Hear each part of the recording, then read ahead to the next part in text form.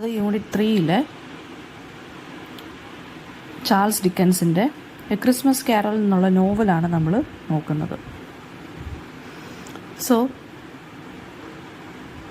First of all നമുക്ക് Christmas carol എന്താണെന്ന് നോക്കാം. ക്രിസ്മസ് കാരൽ എന്ന് വെച്ചാൽ ഒരു നോവല്ല എന്നുള്ള രീതിയിൽ നമുക്ക് പറയാം, അതായത് ഒരു ഷോർട്ട് നോവൽ എന്ന് പറയാം. ഇപ്പോൾ സ്റ്റോറി ഇറ്റ്സെൽഫ് ഇസ് എന്താ പറയുക, ഒരു 2 ലെയർ മീനിങ് ഉള്ള സ്റ്റോറിയാണിത്. റീഡറിനൊരു മെസ്സേജ് പ്രൊവൈഡ് ചെയ്യുന്നൊരു സ്റ്റോറിയാണ് റിയൽ വേൾഡിനെ കുറിച്ചും ആൻഡ് അതുപോലെ തന്നെ അവരുടെ ബിഹേവിയറിനെ കുറിച്ച് ഒന്ന് റിഫ്ലക്റ്റഡ് ആകാൻ വേണ്ടി, അതായത് ഓരോരുത്തരുടെ ഹ്യൂമൻ ബിഹേവിയറിനെ ഒന്ന് കറക്റ്റ് ആക്കുക, എന്തെങ്കിലും ഫോൾട്ട് ഉണ്ടെങ്കിൽ കറക്റ്റ് ആക്കുക എന്നുള്ള ഉദ്ദേശം കൊണ്ടും എഴുതിയ ഒരു വർക്കാണിത്. ഈ ബുക്കിൻ്റെ ടൈറ്റിൽ എന്ന് പറയുന്നത് ക്രിസ്മസ് സീസണിൻ്റെ സോങ്സിനെ റെഫർ ചെയ്തിട്ടുണ്ട് എഴുതിയേക്കുന്നതാണ്. ഓക്കെ, അപ്പോൾ ഒരു മ്യൂസിക്കൽ തീമും ഇതിന് എന്തുണ്ട്, ഈ ഒരു ക്രിസ്മസ് കാരലിന് ഉണ്ട്. ദെൻ ഈ ഒരു വർക്ക് എഴുതിയത് ശരിക്കും പറഞ്ഞാൽ ചാൾസ് ഡിക്കൻസ് ഇൻഡസ്ട്രിയൽ റവല്യൂഷൻ്റെ സമയത്തായിരുന്നു. ചാൾസ് ഡിക്കൻസ് എന്ന് പറയുന്ന ഒരു ഗ്രേറ്റ് നോവലിസ്റ്റാണ്. ഒരുപാട് നോവൽസൊക്കെ അദ്ദേഹം എഴുതിയിട്ടുണ്ട്. ആൻഡ് ഇൻഡസ്ട്രിയൽ റവല്യൂഷൻ എന്ന് വെച്ച് കഴിഞ്ഞാൽ ഒരുപാട് ഇൻഡസ്ട്രീസ് ഒക്കെ വന്ന് അതിനുശേഷം ഒരുപാട് ഈ പിന്നെന്താണ് അവിടെയുള്ള ഈ മിഡിൽ ക്ലാസ് വർക്കിംഗ് ക്ലാസ് പീപ്പിളിൻ്റെ പോപ്പുലേഷനൊക്കെ കൂടി റൂറൽ സൈഡിൽ നിന്ന് എല്ലാവരും ജോലിക്ക് വേണ്ടി സിറ്റീസിലൊക്കെ വന്ന് താമസിക്കാൻ തുടങ്ങി. അപ്പോൾ അത് ബ്രിട്ടനെ നല്ല രീതിയിൽ ചേഞ്ച് ആക്കി. റിച്ചും പുവറും തമ്മിൽ നല്ല രീതിയിൽ ഒരു ഡിവൈഡ് വരാൻ തുടങ്ങി. ആൻഡ് അതുപോലെ തന്നെ ഫാക്ടറീസും ബിസിനസ്സുകളും എല്ലാം ഓൺ ചെയ്യാനും ഇൻവെസ്റ്റ് ചെയ്യാനും ഒക്കെ ഒരുപാട് ആളുകൾ രംഗത്തോട്ട് വന്നു. പക്ഷേ ഈ വർക്കിംഗ് ക്ലാസ് പീപ്പിൾ എപ്പോഴും അവരെവിടെയാണ് താമസിച്ചിരുന്നത്, സ്ലം ഏരിയാസിലായിരുന്നു താമസിച്ചിരുന്നത്. സോ ഡിക്കൻസിൻ്റെ അച്ഛനും ഇതുപോലെ ഈ ഇതൊക്കെ എക്സ്പീരിയൻസ് ചെയ്തേക്കുന്നത് കൊണ്ട് ഡിക്കൻസിന് ഫസ്റ്റ് ഹാൻഡ് എക്സ്പീരിയൻസ് ഉണ്ട് ഈ വിഭാഗ കാര്യങ്ങളിൽ. ഓക്കെ, അപ്പം ചാൾസ് ഡിക്കൻസ് പോലും വെയർ ഹൗസിലൊക്കെ ജോലി ചെയ്തിട്ടുള്ളൊരു വ്യക്തിയാണ്. അപ്പോൾ അദ്ദേഹത്തിന് ശരിക്കും പറഞ്ഞാൽ ഇങ്ങനെയുള്ള പുവർ കണ്ടീഷൻസൊക്കെ അറിയാൻ സാധിക്കും. ആൻഡ് അദ്ദേഹം അങ്ങനെ എഴുതിയ ഒരു സെൻറ്റിമെൻ്റൽ കൈൻഡ് ഓഫ് സ്റ്റോറിയാണ് ശരിക്കും പറയുന്നത്. അങ്ങനെ ആ ഒരു പുവർ പീപ്പിളിൻ്റെ ആ ഒരു സെൻറ്റിമെൻ്റൽ ലൈഫിനെ കാണിക്കാൻ വേണ്ടിയും റിച്ച് ആൻഡ് പുവർ പീപ്പിൾ തമ്മിലുള്ള പ്രശ്നങ്ങളെക്കുറിച്ചും ഒക്കെയാണ് ഈ ഒരു ക്രിസ്മസ് കാരോൾ എന്നുള്ള ഈ ഒരു നോവലിക്കകത്ത് പറഞ്ഞേക്കുന്നത്. ഇനി ക്യാരക്ടേഴ്സ് ആരൊക്കെയാണെന്ന് വെച്ചാൽ എബനെസർ സ്ക്രൂജ്, അതാണ് നമ്മുടെ മെയിൻ പ്രൊട്ടാഗണിസ്റ്റ്. എബനെസർ സ്ക്രൂജ് എന്ന് പറയുന്നത് ഒരു എൽഡേർലി ബിസിനസ്മാൻ ആണ്. വളരെ ഗ്രീഡിയാണ്, ഭയങ്കര മീനാണ്. അതായത് വെച്ചാൽ മീൻസ് എന്താണ്, ഭയങ്കര റൂഡായിട്ടാണ് പെരുമാറുന്നത്. സ്ക്രൂജ് ശരിക്കും പറഞ്ഞാൽ ആദ്യമേ നമുക്ക് ഈ പൈസയ്ക്കൊക്കെ ഭയങ്കരമായിട്ട് വാല്യൂ കൊടുക്കുന്ന ഒരാളാണ്. ഭയങ്കര ഗ്രീഡിയാണ്, ആർക്കും പൈസയൊന്നും കൊടുക്കത്തില്ല. സ്റ്റാഫിനോ ഫാമിലി മെമ്പേഴ്സിനോ ഒന്നും പൈസയൊന്നും കൊടുക്കത്തില്ല. വലിയ അഫെക്ഷനേറ്റ് ഒന്നും അല്ല ആരുമായിട്ടും. ആൻഡ് ആരുടെ അടുത്തും ഒരു ദയൊന്നും ഇല്ലാത്തൊരു മനുഷ്യനാണ്. ബൈ ദ എൻഡ് ഈ ഒരു നോവൽ തീരുമ്പോൾ അദ്ദേഹം വളരെയധികം ട്രാൻസ്ഫോർമേഷനൊക്കെ വന്ന് സ്ക്രൂജ് ഒരു ചേഞ്ച്ഡ് മാനായി മാറി വളരെയധികം കൈൻഡ്നെസ്സും ജനറോസിറ്റിയൊക്കെ ഉള്ളൊരു മനുഷ്യനായിട്ട് മാറുകയാണ് ചെയ്യുന്നത്. നെക്സ്റ്റ് ക്യാരക്ടർ എന്ന് പറയുന്നത് ബോബ് ക്രാഷിറ്റ്. അപ്പം സ്ക്രൂജിൻ്റെ ക്ലർക്കാണ് ബോബ് എന്ന് പറയുന്നത്. ബോബ് വളരെ കൈൻഡ് ആൻഡ് ജെൻറ്റിൽമാൻ ആണ്. ഒരു ലാർജ് ഫാമിലി ഉണ്ട്, അദ്ദേഹത്തിനൊരു മകനുണ്ട്. മകൻ്റെ പേരാണ് ടൈനി ടിം എന്ന് പറയുന്നത്. ആൻഡ് സ്ക്രൂജിൻ്റെ അടുത്ത് വളരെ ലോയലായിട്ട് നിൽക്കുന്നൊരു മനുഷ്യനാണ് ബോബ്. വളരെ ഡെഡിക്കേറ്റഡ് ആണ്, ഓവർ വർക്ക്ഡ് ആണ്, പക്ഷേ അണ്ടർ പെയ്ഡ് ആണ്. എന്ന് വെച്ചാൽ ജോലിക്കനുസരിച്ചുള്ള കൂലി കൊടുക്കത്തില്ല സ്ക്രൂജ്. ജേക്കബ് മാർലെ അല്ലെങ്കിൽ മാർലേസ് ഗോസ്റ്റ് എന്ന് വേണം നോക്കി വെക്കാൻ. അപ്പോൾ സ്ക്രൂജിൻ്റെ ഫോർമർ ബിസിനസ് പാർട്ട്ണർ ആയിരുന്നു. 7 വർഷം മുന്നേ മരിച്ച ആളാണ് ഈ സ്റ്റോറി തുടങ്ങുന്നതിന് മുന്നേ. മാർലെ വളരെ ഗ്രീഡിയാണ് സ്ക്രൂജിൻ്റെ അത്രയും. അപ്പോൾ ഇയാൾക്ക് ശരിക്കും പറഞ്ഞാൽ ഇയാളുടെ ആത്മാവ് ശാപം കിട്ടി എർത്തിൽ ചെയിൻസുമായിട്ട് ചങ്ങലയിൽ ഇങ്ങനെ നടക്കുവാണ്. അപ്പം ഇയാളാണ് ശരിക്കും പറഞ്ഞാൽ സ്ക്രൂജിൻ്റെ അടുത്ത് ആത്മാവായിട്ട് വന്ന് വാർണിംഗ് കൊടുക്കുവാണ്. നിങ്ങളും മാറിയില്ലെങ്കിൽ എൻ്റെ അതേ ഫെയ്റ്റ് തന്നെ നിങ്ങൾക്കും വരും, ആത്മാവായിട്ട് അലഞ്ഞിരിഞ്ഞ് നടക്കേണ്ടി വരുമെന്ന് പറയുവാണ്. ഇനി അടുത്തത് എന്താണ്, ഗോസ്റ്റ് ഓഫ് ക്രിസ്മസ് പാസ്റ്റ്. അതായത് നമ്മുടെ എബനെസർ സ്ക്രൂജിനെ 3 ഗോസ്റ്റുകൾ അല്ലെങ്കിൽ 3 സ്പിരിറ്റുകൾ വിസിറ്റ് ചെയ്യുന്നുണ്ട്. അപ്പോൾ ആദ്യത്തേതാണ് the ghost of Christmas past, കഴിഞ്ഞു പോയ ക്രിസ്മസിൻ്റെ ഗോസ്റ്റ്. അതായത് 3 സ്പിരിറ്റിൽ ആദ്യം വിസിറ്റ് ചെയ്യുന്നത് ഈ ഒരു സ്പിരിറ്റാണ്, അല്ലെങ്കിൽ ഈ ഒരു ഗോസ്റ്റാണ്. അതായത് ബാക്കി കഴിഞ്ഞു പോയ ക്രിസ്മസിൻ്റെ ഈവൻസിനെ കാണിച്ചു കൊടുക്കുന്നതാണ്. ഒരു സ്ട്രേഞ്ച് ആയിട്ടുള്ളൊരു ഫിഗറാണ്. ഓൾഡ് ആൻഡ് യങ് ആയിട്ട് ഒരേ സമയം നമുക്ക് തോന്നും. ഒരു ഗ്ലോയിങ് ലൈറ്റ് ഉണ്ട് ആ ക്രിസ്മസ് പാസ്റ്റിൻ്റെ തലയിൽ. അപ്പോൾ ഒരു ക്യാൻഡിൽ എക്സ്റ്റിങ്ക്വിഷറും കൊണ്ട് ക്യാപ്പായിട്ട് ഇങ്ങനെ ക്യാരി ചെയ്ത് നടക്കുവാണ്. രണ്ടാമത്തത് ഗോസ്റ്റ് ഓഫ് ക്രിസ്മസ് പ്രസൻറ്റ്. അത് വളരെ ജോളി ആയിട്ടുള്ള ഒരാളാണ്. ജോയ്ഫുൾ ക്രിസ്മസ് സീൻസൊക്കെ ആർക്ക് കാണിച്ചു കൊടുക്കും, സ്ക്രൂജിന് കാണിച്ചു കൊടുക്കും. ഈ ബോബിൻ്റെ ഫാമിലി ക്രിസ്മസ് ഡിന്നർ എങ്ങനെ കഴിക്കുവാണെന്നുള്ളതും ഈ പുവർ ആൻഡ് സ്റ്റാർവിങ് ചിൽഡ്രൻ എങ്ങനെയാണ് ജീവിക്കുന്നതെന്നുള്ളതും ഒക്കെ ഇയാൾക്ക് കാണിച്ചു കൊടുക്കുന്ന ഗോസ്റ്റാണിത്. ഇനി ഇത് ghost of Christmas yet to come, ഇനി വരാനിരിക്കുന്ന ക്രിസ്മസിൻ്റെ ഗോസ്റ്റ്, അതായത് ഫ്യൂച്ചറിലെ ക്രിസ്മസ് ഗോസ്റ്റ്. അതെന്ന് പറയുന്ന ഒരു സൈലൻറ്റ് ഫിഗറായിട്ടാണ്, ബ്ലാക്ക് ഡ്രസ്സിലാണ് വരുന്നത്. ഇനി ഫ്യൂച്ചറിൽ എന്താണ് നടക്കാൻ പോകുന്നതെന്ന് കാണിച്ചു കൊടുക്കുകയാണ്. അതായത് ടൈനി ടിമ്മിൻ്റെ ഡെത്തിനെ കുറിച്ച് പറയുന്നുണ്ട്, സ്ക്രൂജിൻ്റെ തന്നെ ഗ്രേവ് കാണിച്ചു കൊടുക്കുന്നുണ്ട്, അതായത് കുഴിമാടം കാണിച്ചു കൊടുക്കുന്നുണ്ട്. സ്പിരിറ്റ് ശരിക്കും പറഞ്ഞാൽ എന്താ പറയുക, സ്ക്രൂജിൻ്റെ അടുത്ത് പറയുന്നുണ്ട്, നീ നിൻ്റെ ബിഹേവിയറൊക്കെ ചേഞ്ച് ചെയ്തോ എന്ന് പറയുന്നുണ്ട്. ഈ ഇവൻറ്റ്സ് ഒക്കെ അവോയ്ഡ് ചെയ്യാൻ പറ്റുമെങ്കിൽ നിങ്ങൾക്ക് അവോയ്ഡ് ചെയ്യാൻ പറ്റും, നീ നിൻ്റെ ബിഹേവിയർ ചേഞ്ച് ആക്കിയാൽ. ഇനി ടൈനി ടിം ആരാണ്? ബോബിൻ്റെ യങ്ങസ്റ്റ് ചൈൽഡാണ് ടൈനി ടിം. ഡിസേബിൾഡ് ആണ്, ക്രച്ചസിലാണ് വാക്ക് ചെയ്യുന്നത്. ഫുൾ ഓഫ് ഹാപ്പിനെസ്സും ഭയങ്കര ഒപ്റ്റിമിസ്റ്റിക് ആയിട്ടൊരു കുട്ടിയാണിത്. അപ്പം ടൈനി ടിമ്മിൻ്റെ ഡെത്ത് നമ്മുടെ സ്ക്രൂജിനെ ക്രിസ്മസ് യെറ്റ് ടു കം കാണിക്കുമ്പോൾ ശരിക്കും പറഞ്ഞാൽ സ്ക്രൂജ് അതൊക്കെ കാണുമ്പോഴാണ് മനസ്സിലുള്ളൊരു മനുഷ്യനായിട്ട് മാറുന്നത്.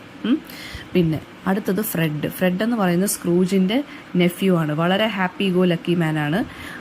ക്രിസ്മസിന് എല്ലാ ദിവസവും ഫ്രെഡ് വരുന്നുണ്ട്, ഇയാൾക്ക് ഡിന്നർ എപ്പോഴും കൊടുക്കുന്നുണ്ട്. അപ്പോൾ സ്ക്രൂജ് പക്ഷേ റെഫ്യൂസ് ചെയ്യുന്നുണ്ട് ഈ ഡിന്നറെല്ലാം. അറ്റ് ദി എൻഡ് സ്ക്രൂജ് എന്താണ്, ഫൈനലി ഫ്രെഡും ഫാമിലിയുമായിട്ടാണ് ക്രിസ്മസ് ഡേ സ്പെൻഡ് ചെയ്യുന്നത്. നെക്സ്റ്റ് വൺ എന്ന് പറയുന്നത് മിസ്റ്റർ ഫെസി വിഗ് ഉണ്ട്. ഫെസി വിഗ് എന്ന് പറയുന്നത് സ്ക്രൂജിൻ്റെ ഫസ്റ്റ് എംപ്ലോയർ ആണ്. ആൻഡ് മിസ്റ്റർ ഫെസി വിഗ് എന്ന് പറയുന്നത് സ്ക്രൂജിൻ്റെ, അതായത് വളരെ വെൽത്തിയാണ്, വളരെ ജോളിയാണ്, വളരെ ജനറസ് ആണ്. പൈസയുടെ കാര്യത്തിലൊക്കെ ഭയങ്കര അഫെക്ഷനേറ്റ് ആയിട്ടാണ് നിൽക്കുന്നത്. പിന്നെ ബെല്ലെ, സ്ക്രൂജ് യങ് ആയിട്ടിരുന്ന സമയത്ത് സ്നേഹിച്ചിരുന്നൊരു വ്യക്തിയാണ് ബെല്ലെ. പക്ഷേ എൻഗേജ്മെൻ്റ് ഒക്കെ കഴിഞ്ഞിരുന്നു. പക്ഷേ എന്താണ്, സ്ക്രൂജിന് വെൽത്തും മണിയൊക്കെയാണ് ഇമ്പോർട്ടൻ്റ് എന്ന് അറിഞ്ഞപ്പോൾ ഇവർ കളഞ്ഞിട്ട് പോയതാണ്. ഓക്കെ, സോ ഇതിത്രയാണ് ക്യാരക്ടേഴ്സ്. നമുക്ക് ഫസ്റ്റ് സമ്മറി നോക്കാം. ആക്ട് 1 പറയുന്നതെന്ന് വെച്ച് കഴിഞ്ഞാൽ ഒരു ക്രിസ്മസ് ഈവ് എന്ന് വെച്ചാൽ ക്രിസ്മസിൻ്റെ തലേ ദിവസത്തെ ഈവനിങ്. അപ്പോൾ വളരെ ഫ്രീസിങ് ആണ്, വളരെ ഫോഗിയാണ്, അതായത് നല്ല തണുപ്പുള്ളൊരു രാത്രി. എബനേസർ സ്ക്രൂജ് എന്ത് ചെയ്യാണ്, ക്ലർക്ക് ബോബുമായിട്ട് വർക്ക് ചെയ്തുകൊണ്ടിരിക്കുവാണ്. സ്ക്രൂജിൻ്റെ നെഫ്യൂ ആയിട്ടുള്ള ഫ്രെഡ് ആ സമയത്ത് സ്ക്രൂജിനെ ക്രിസ്മസ് ഡേ സ്പെൻഡ് ചെയ്യാനും ഡിന്നറിന് വേണ്ടി ഇൻവൈറ്റ് ചെയ്യാനും വേണ്ടി വരുന്നു. പക്ഷേ സ്ക്രൂജ് എന്ത് ചെയ്യുവാണ്, റെഫ്യൂസ് ചെയ്യുവാണ്. ക്രിസ്മസ് എന്ന് പറയുന്നത് എന്താണ്, ഇറ്റ് ഈസ് എ ഹംബഗ് എന്നാണ് ആര് പറയുന്നത്, നമ്മുടെ സ്ക്രൂജ് പറയുന്നത്. ഹംബഗ് എന്ന് വെച്ചാൽ നോൺ സെൻസിക്കലായിട്ടുള്ളൊരു കാര്യമാണെന്ന്. ആഫ്റ്റർ ഫ്രെഡ് ലീവ് ചെയ്യുന്നു. അപ്പോൾ രണ്ട് പേര് നമ്മുടെ സ്ക്രൂജിൻ്റെ അടുത്ത് പുവർ പീപ്പിളിന് വേണ്ടി ചാരിറ്റി ഡൊണേഷൻസിന് വേണ്ടി വരുന്നു. സ്ക്രൂജ് എന്ത് ചെയ്യുകയാണ്, ഡൊണേറ്റ് ചെയ്യുന്നില്ല. എന്നിട്ട് പുവർ ആയിട്ടുള്ള ആളുകളെ പ്രിസണിൽ അല്ലെങ്കിൽ വർക്ക് ഹൗസിൽ കൊണ്ടിടാൻ പറയുകയാണ് ചെയ്യുന്നത്. സ്ക്രൂജ് ബോബിന് ക്രിസ്മസ് ഡേക്ക് ലീവ് കൊടുക്കുന്നുണ്ട്. പക്ഷേ നേരത്തെ തന്നെ അടുത്ത ദിവസം വരണമെന്ന് പറയുന്നുമുണ്ട്. ആ ദിവസം രാത്രി സ്ക്രൂജ് ഒറ്റയ്ക്കാണ്. ആ സമയത്താണ് ഇയാളുടെ ഫോർമർ ബിസിനസ് പാർട്ട്ണറായിട്ടുള്ള ജേക്കബ് മാർലിയുടെ ഗോസ്റ്റ് വരുന്നത്. 7 വർഷമായിട്ട് മരിച്ചുപോയ ആളാണ്. മാർലിയുടെ ഗോസ്റ്റ് വളരെ അതായത് ഭയങ്കര കട്ടിയുള്ള ചെയിനിൽ കിടക്കുവാണ്. അതായത് ഈ ചെയിൻ എന്ന് പറഞ്ഞാൽ ഇയാൾക്ക് പണിഷ്മെൻ്റ് ആണ്, ഇയാൾ കാണിച്ച സെൽഫിഷ്നെസ്സിനും ഗ്രീഡിനും വേണ്ടിയുള്ളത്. സോ മാർലിയുടെ ഗോസ്റ്റ് ഈ സ്ക്രൂജിൻ്റെ അടുത്ത് പറയുവാണ്, ഇതേ പണിഷ്മെൻറ്റ് നിനക്കും കിട്ടും നീ നിൻ്റെ സെൽഫിഷ്നെസ് മാറ്റിയില്ലെങ്കിൽ. മാർലിയുടെ ഗോസ്റ്റ് പറയുന്നുണ്ട്, അതായത് 3 സ്പിരിറ്റ് നിന്നെ ഇന്ന് രാത്രി വിസിറ്റ് ചെയ്യും. ഈ 3 സ്പിരിറ്റ് നിന്നെ ചിലപ്പോൾ നിൻ്റെ ഫെയ്റ്റ് തന്നെ മാറ്റിമറിക്കും. അതുകൊണ്ട് നിനക്ക് നിൻ്റെ ഫെയ്റ്റിൽ നിന്ന് എസ്കേപ്പ് ചെയ്യണമെങ്കിൽ ഇതായിരിക്കും ചാൻസ് എന്ന് പറയുവാണ്. അടുത്ത ആക്ടിനകത്ത് പറയുന്നതെന്ന് വെച്ചാൽ രാവിലെ 1 മണിയായപ്പോൾ സ്ക്രൂജിനെ ഫസ്റ്റ് സ്പിരിറ്റ് വിസിറ്റ് ചെയ്യാണ്, അതായത് ghost of the Christmas past. Spirit വരുവാണ്, ഒരുപാട് ക്രിസ്മസസ് ഇയാളുടെ പണ്ടത്തെ ഇയാളെയും കൂടെ കൊണ്ടുപോയി കാണിക്കുവാണ്, അതായത് പണ്ടത്തെ ഇയാളുടെ ക്രിസ്മസസ് എങ്ങനെയൊക്കെയായിരുന്നു എന്ന്. ഫസ്റ്റ് സ്ക്രൂജ് ഒരു യങ് ബോയ് ആയിട്ട് കാണിക്കുവാണ് ബോർഡിംഗ് സ്കൂളിൽ. ബാക്കി എല്ലാവരും ക്രിസ്മസിന് പോയപ്പോൾ സ്ക്രൂജ് മാത്രം ഈ സ്കൂളിൽ ഇങ്ങനെ ബോർഡിംഗ് സ്കൂളിൽ മാത്രമായിപ്പോയി. അതായത് യങ് സ്ക്രൂജിനെ ശരിക്കും പറഞ്ഞാൽ ഫാമിലി അബാൻഡൻ ചെയ്ത്, അതായത് ആരും അങ്ങനെ വിസിറ്റ് ചെയ്യാനൊന്നും വരത്തില്ല, ഫാമിലിയൊക്കെ നെഗ്ലക്റ്റ് ചെയ്തിട്ടിരിക്കുകയാണ് യങ് സ്ക്രൂജിനെ. വളരെ ലോൺലി ആയിട്ടാണ് ഈ യങ് ആയിട്ടുള്ള സ്ക്രൂജിനെ കാണിച്ചിരിക്കുന്നത്. നെക്സ്റ്റ് കാണുന്നതെന്ന് വെച്ചാൽ സ്കൂളിൽ വീണ്ടും യങ് സെൽഫായിട്ട് കാണിക്കുന്നു. ഈ സമയത്ത് ഇദ്ദേഹത്തിൻ്റെ സിസ്റ്റർ ആയിട്ടുള്ള ഫാൻ അറൈവ് ചെയ്യാണ്. അതായത് അച്ഛൻ കുറച്ചും കൂടി ക്രിസ്മസിന് സ്ക്രൂജിനെ അച്ഛൻ വിളിച്ചുകൊണ്ട് വരാൻ വേണ്ടി പറഞ്ഞിരിക്കുകയാണെന്ന് പറഞ്ഞ് ഇദ്ദേഹത്തിൻ്റെ സിസ്റ്റർ വരുന്നൊരു സീനാണ് കാണിക്കുന്നത്. പിന്നെ ഓൾഡ് സ്ക്രൂജിനകത്ത് എക്സ്പ്ലെയിൻ ചെയ്യുന്നുണ്ട്, ഫാൻ എന്ന് പറയുന്നത് എന്താണ്, യങ് ആയിട്ടിരുന്നപ്പോൾ തന്നെ മരിച്ചുപോയി. ആൻഡ്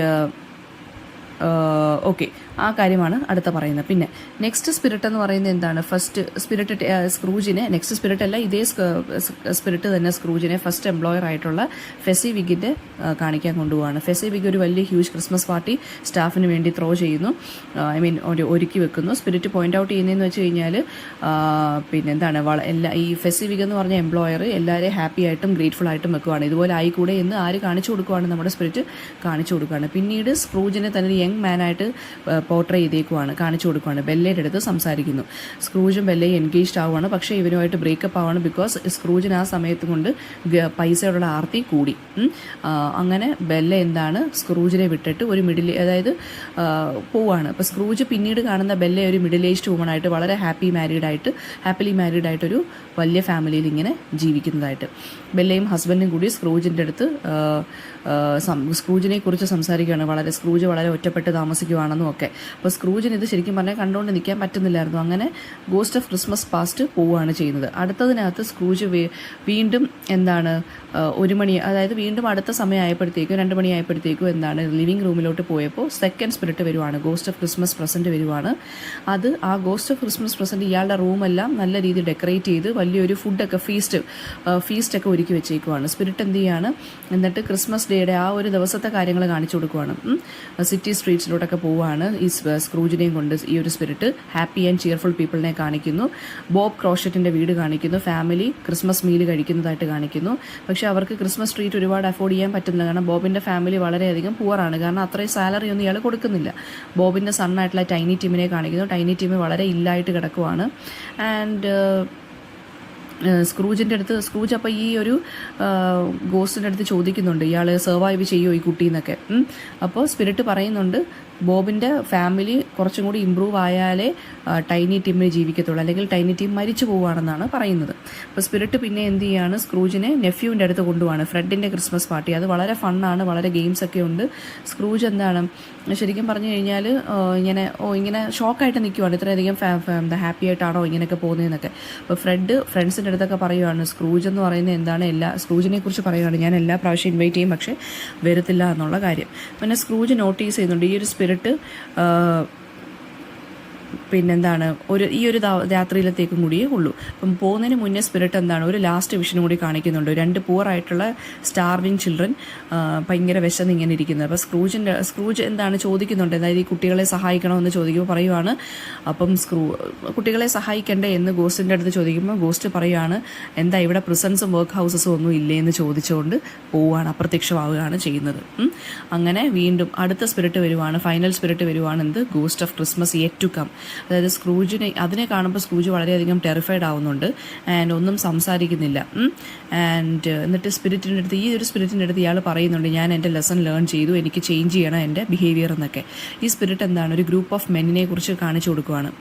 ഒരു അൺനെയിംഡ് റിച്ച് മാനെ കുറിച്ച് ആ ഗ്രൂപ്പ് ഓഫ് യങ് മെൻ സംസാരിക്കുവാണ്, ഇപ്പം മരിച്ചു പോയ ഒരാളെ കുറിച്ച്. അപ്പോൾ അവർ എന്താണ് ഫ്യൂണറലിന് വേണ്ടി പോകണോ വേണ്ടയോ എന്നൊക്കെ പറഞ്ഞ് തമാശ പറഞ്ഞിരിക്കുവാണ്. എന്നിട്ട് പറയുകയാണ്, ഫ്രീ ലഞ്ച് ഉണ്ടെങ്കിലേ ഞങ്ങൾ അയാളുടെ ഫ്യൂണറലിൽ പോകത്തുള്ളൂ. അപ്പോൾ സ്ക്രൂജിന് മനസ്സിലാവുന്നില്ല ആരെക്കുറിച്ച് ഈ ആളുകൾ സംസാരിക്കുന്നതെന്ന്. അപ്പം നെക്സ്റ്റ് സ്ക്രൂജ് നോക്കിയപ്പോൾ എന്താണ് ഒരു ഷോപ്പ് കാണിക്കുന്നുണ്ട്, എന്താണ്. അപ്പോൾ അവിടെ കുറേ ഗ്രൂപ്പ് ഓഫ് സെർവൻസ് എന്ത് ചെയ്യാണ്, ഈ ഡെഡ് റിച്ച് മാൻ്റെ ഹൗസിൽ നിന്ന് സ്റ്റീൽ ചെയ്ത ഐറ്റംസിനെ കുറിച്ച് സംസാരിക്കുവാണ്. ദെൻ സ്ക്രൂജ് ബെഗ് ചെയ്യുകയാണ്. ഇത് ആരെക്കുറിച്ചാണ് സംസാരിക്കുന്നതെപ്പോഴാണ് മനസ്സിലായത് എന്താണ് ഇയാളുടെ തന്നെ ഡെത്തിനെ കുറിച്ചാണ് ഇത് സംസാരിക്കുന്നത്. സ്ക്രൂജ് എന്നിട്ട് എന്താ പറയുക, ബോബ് ക്രാഷയുടെ വീടിനെ കുറിച്ച് ചോദിക്കുന്നുണ്ട്. അപ്പോൾ എന്താണ് കാണുന്നത്, ടൈനി ടീം മരിച്ചു പോയ കാര്യമാണ് ഇയാൾ കാണുന്നത്. അവരെല്ലാവരും വിഷമിച്ചിരിക്കുന്നു. അപ്പോൾ സ്ക്രൂജ് തന്നെ ചോദിക്കുന്നുണ്ട്, ഈ ആരാണ് ഡെഡ് റിച്ച് മാൻ എന്ന് ചോദിക്കുമ്പോൾ സ്പിരിറ്റ് പറയുന്നുണ്ട്, ഈ ഗ്രേവിയാർഡ് കാണിച്ചിട്ട് പറയുവാണ് അത് എബനസർ സ്ക്രൂജിന് തന്നെ ഗ്രേവിയാർഡാണെന്ന്.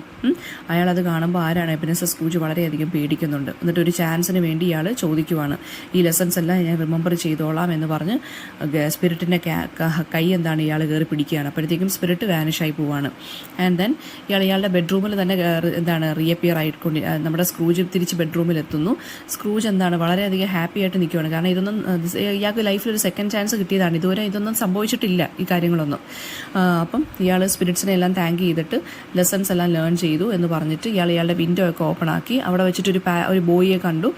അപ്പം എന്താണ് ഈ ബോയ്ക്ക് ഇയാളൊരു ഹ്യൂജ് ക്രിസ്മസ് ടർക്കിയൊക്കെ കൊടുക്കുന്നുണ്ട്. എന്നിട്ട് പറയുവാണ്, ബോബിൻ്റെ വീട്ടിലോട്ട് ഈ ഒരു ടർക്കിയെ ഡെലിവർ ചെയ്യാൻ പറയുന്നു. ഈ കുട്ടിക്ക് പൈസയൊക്കെ കൊടുക്കുന്നു. ആ സ്ട്രീറ്റിലൂടെ നടന്നു പോയ കുട്ടിക്കാണ്. സ്ക്രൂജ് എന്ത് ചെയ്യാണ്, നല്ല ബെസ്റ്റ് ക്ലോത്ത്സ് ഒക്കെ ഇട്ടിട്ട് സ്ട്രീറ്റ്സിലൊക്കെ പോവുകയാണ്. എല്ലാവരെയും മെരി ക്രിസ്മസ് ഒക്കെ ഇയാൾ വിഷ് ചെയ്യുന്നു. ആൻഡ് ഒരു ചാരിറ്റി കളക്ടറിനെ കാണുന്നു ആ സമയത്ത്. എന്നിട്ട് അയാൾ നേരത്തെ വന്ന ചാരിറ്റി കളക്ടറാണ്, പൈസയും ചോദിച്ച് വന്നില്ലേ, അയാളുടെ അടുത്ത് അപ്പോളജൈസ് ചെയ്തിട്ട് ഹ്യൂജ് എമൗണ്ട് ഓഫ് മണി കൊടുക്കുവാണ് ഇയാൾ.